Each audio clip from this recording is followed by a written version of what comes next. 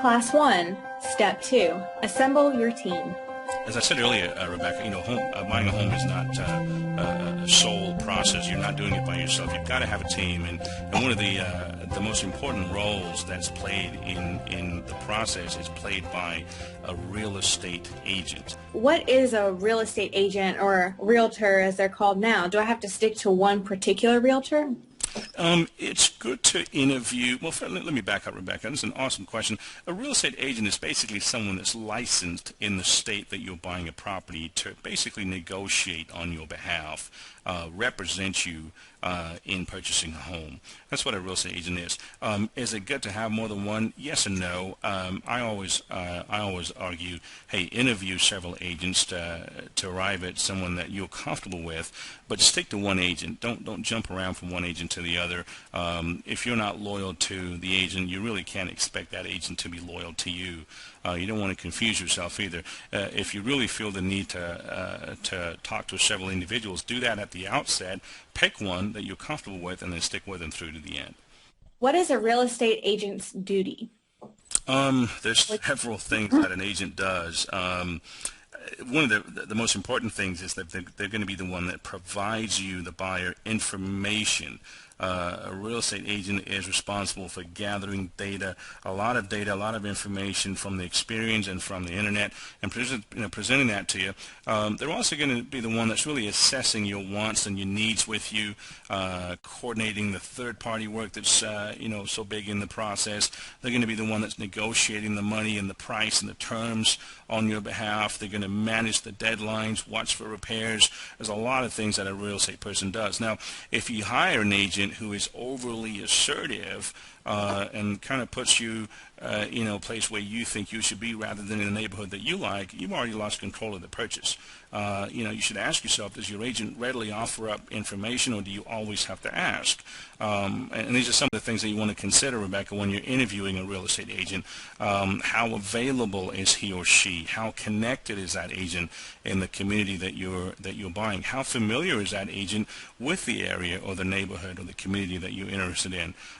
Will he or she put on a regular email list for homes that come in on the market that fit your criteria? Will you be notified instantly, or are they kind of out of touch? Will their availability fit your schedule? So there's a lot of things that you've got to think through as you pick a real estate agent. Of course, the most common thing, basic thing to do is make sure they've got a good reputation. Google them and look online and look for complaints and so on and so forth, just like you would with any other professional service. Do I have to have an agent, or is that something that I could just do on my own? Technically you don't. A lot of folks do buy homes without a real estate agent, but there's so many pitfalls, Rebecca, that going in and representing yourself on a real estate transaction, if you're not a savvy real estate industry person, can be very dangerous. You might miss some fine print. You might get hoodwinked. You just don't know. This is what these people do. This is what agents do. They're licensed. This is their lifestyle. This is what they do for a living, their profession. And technically, as a buyer, it doesn't cost you any money to use a real estate agent to represent you. Their fee or their compensation is paid by the seller. So, I always say to people, hey, if you were convicted of murder and you could very well represent yourself in court, why would you if you could get an attorney? Same thing with taxes. You could probably do your own taxes, but use a tax person, use a professional that's up to date with the latest, greatest tax rules and does that for a living, What can I do if my realtor isn't responding to me or isn't communicating to me? And that happens a lot. Realtors get busy just like the rest of us, and that applies, Rebecca, not just to your real estate agent, but your loan professional and your insurance person and your home inspector. I always say, decide ahead of time at the beginning of your professional relationship or your arrangement, how you're going to communicate. I tell my clients, hey, the best way to reach me is email. I'm always in front of my email. If you want a quicker response, email me.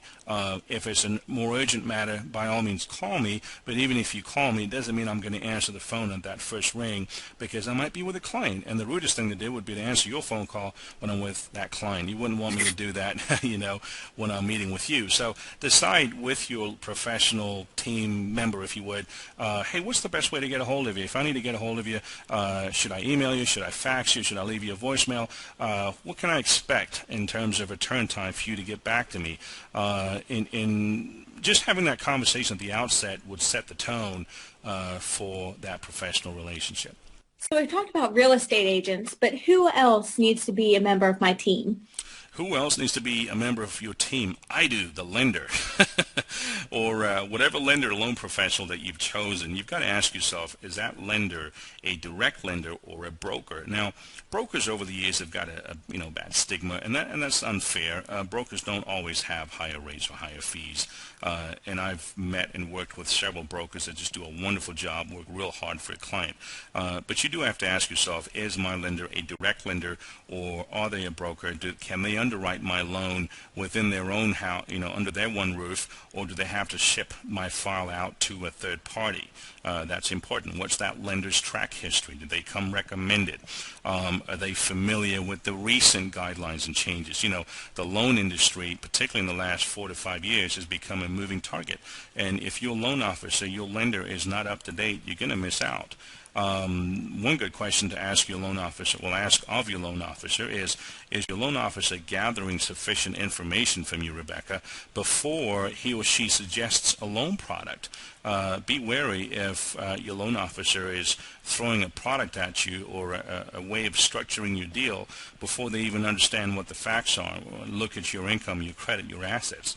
Are they open and clear about their good faith estimate? Are they willingly going to go over the numbers with you and break it down for you? These are just some of the things that you want to look for in a good loan professional. What is a good faith estimate? A good faith estimate, first of all, is, and there's two parts to that sentence, 3 words, but 2 parts. First of all, it is an estimate.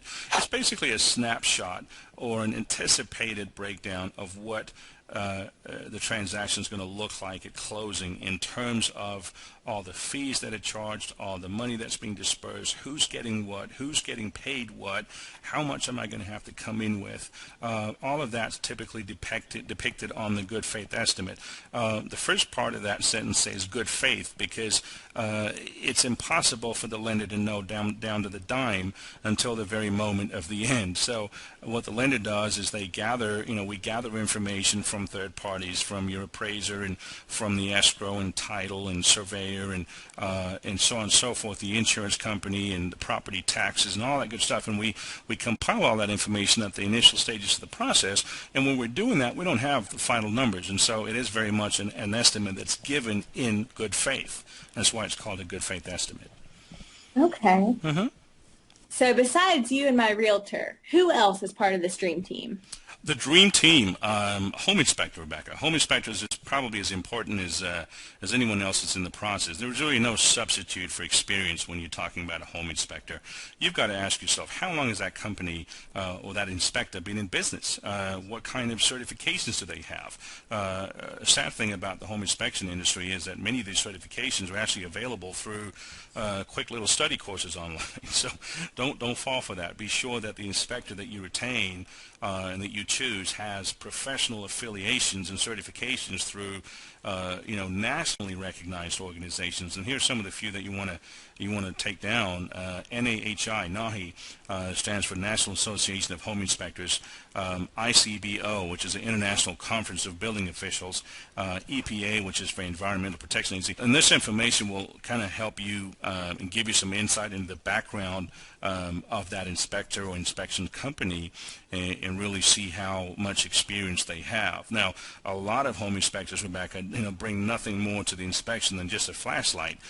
You don't want that. Today's inspector has really got to be taking advantage of some of the newer technology that's out there and be fully utilizing the best testing equipment available, because at the end of the day, they're signing off on this document and you're leaning on it, relying on it, and you don't want nasty surprises coming up just because the inspector was not using modern technology to really snuff out things that might be wrong with the home. Okay. What kind of equipment are you talking about, Charles? What kind of equipment? They're really cutting-edge stuff, ranging from the more sophisticated testing devices, such as, electrical circuit analyzers, electronic carbon monoxide and fuel gas analyzers. There's digital moisture meters. I wouldn't know how to use half of this stuff, Rebecca. Digital cameras to document the findings, all the way down to the more mundane but necessary equipment such as good ladders, flash. All this stuff's got to be something that a good inspector brings to the home inspection, so that you're not being shortchanged. And one more thing I want to add is, be sure to find an inspector that's not easily swayed by price. You don't want to use the one that's cheapest just because they're the cheapest one. I always say to myself, hey, if they're willing to be easily swayed by you on dropping their price, what else are they willing to compromise? Yeah. Do you want someone that's there just to make a sale and doesn't care about what's on that inspection, or do you want someone that's firm on price and therefore is more likely to be firm on critical things that they run across during the course of the inspection that they're not going to turn a blind eye to just to please you or get it done quick? That's a very good point. Charles, so what about an insurance agent? Is that somebody who should be part of this team? Absolutely, Rebecca. A homeowner's insurance agent has got to be a part of your team. You've got to shop around and find someone that you're comfortable with. And again, we're not talking about someone that has the cheapest prices. A lot of insurance companies will offer special discounts if you install a security system, or if you put your car insurance policy together with them.